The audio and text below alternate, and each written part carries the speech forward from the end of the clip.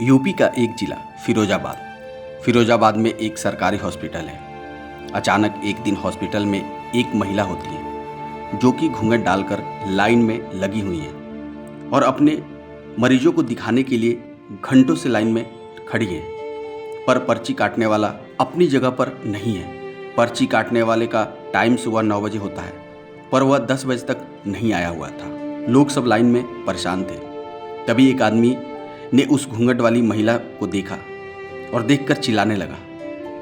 दोस्तों, आखिर वह महिला कौन थी जिसे वह देखकर आदमी चिल्लाने लगा और सबको कुछ बोल रहा था?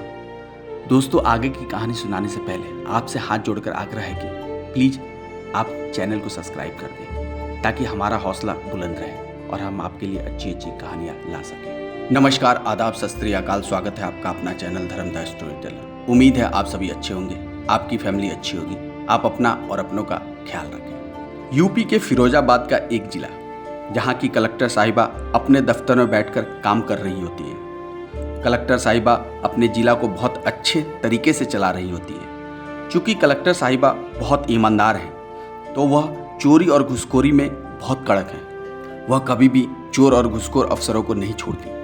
उन्हें थोड़ा भी किसी के बारे में पता चलता, वह खुद से उसकी जांच करती और इस अफसरों को सस्पेंड कर देती। समय बीतता जा रहा था। रोज वह दफ्तर आ रही थी। रोज दफ्तर आने के दौरान एक महिला उन्हें रोज दफ्तर के बाहर दिखती थी। वह रोज दफ्तर के सामने आकर दिन भर खड़ी रहती थी। वह महिला दरोगा साहब को बोलती है कि मुझे कलेक्टर साहिबा से मिलना है, पर दरोगा साहब हमेशा उसे भगा देते थे और कोई ना कोई बहाना करके उसे यहाँ से जाने के लिए बोलते थे।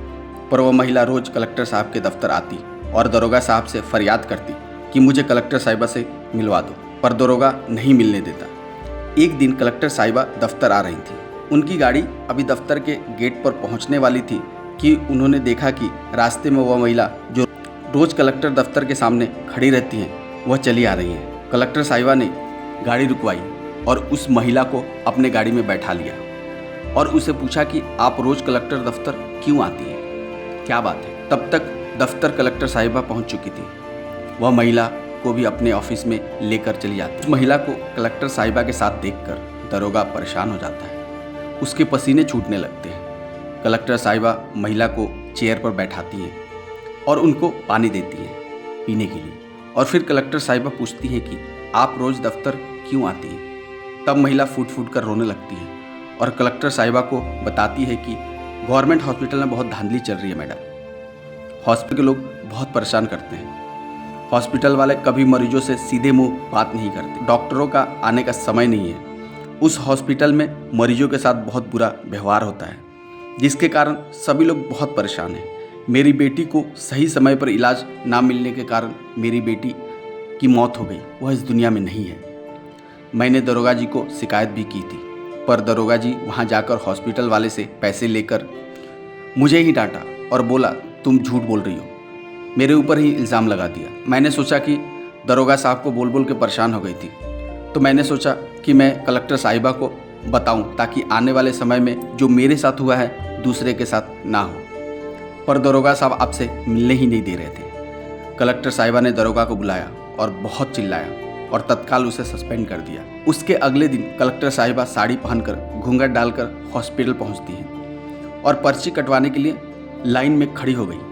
9 से 10 बज गए, पर पर्ची काटने वाला अभी तक नहीं आया। डॉक्टर भी समय से नहीं आए थे। कलेक्टर साहिबा अभी सब देख ही रही थी।